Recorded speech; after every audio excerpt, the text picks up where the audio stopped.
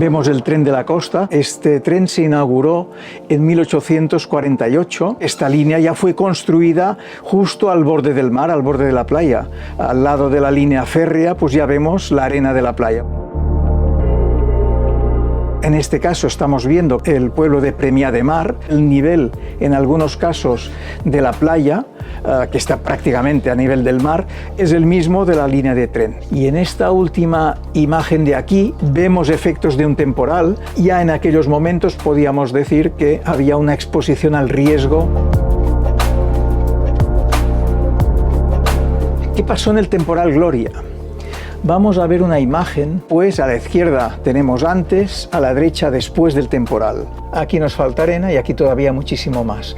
Ha habido erosión. Estos son los efectos de estos temporales de levante en este litoral. Todo este tejido geográfico es fundamentalmente protagonizado por el urbanismo.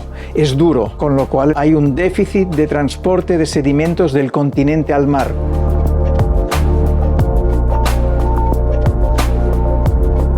Y además vemos puertos deportivos que son trampas sedimentarias. Los espigones del puerto hacen de trampa de barrera y aquí se forma una sobreacumulación de arena. Al sur del puerto la playa es mucho menor y desaparece, porque toda la arena que se transporta pues se queda atrapada en la parte norte.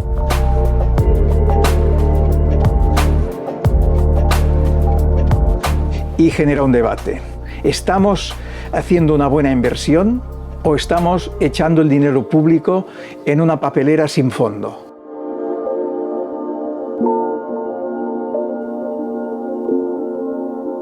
Estamos en la playa de Premià de Mar. En cada temporal, especialmente en el último gran temporal, el temporal Gloria del año pasado, estas cristaleras fueron arrasadas, rotas por el oleaje.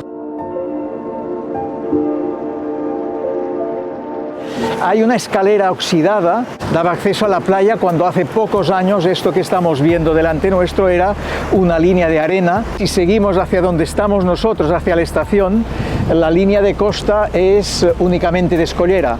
Hay un muro de protección, no queda prácticamente playa, con lo cual vemos un exponente clarísimo de una costa en franca regresión.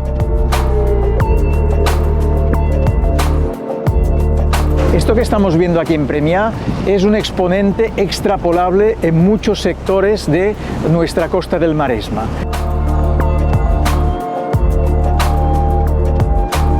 Actualmente pues hablamos de 200 o más trenes en un día de promedio. 105.000 pasajeros también de promedio al día están viajando por esta línea de la costa, por la R1. Esta costa es una costa en franco retroceso, una costa donde los temporales abundan y erosionan este litoral. Y además, si añadimos las condiciones de contexto de calentamiento global, la R1 del Maresma tiene los días contados, en mi opinión. No podemos prescindir de un ferrocarril y ese ferrocarril tiene condiciones para ser trasladado en el interior. Desmontar este ferrocarril y trasladarlo significa agrandar y dejar espacio al mar. Necesitamos tiempo, hay que hacer los proyectos con longitud de miras, no para mañana, sino para las futuras generaciones.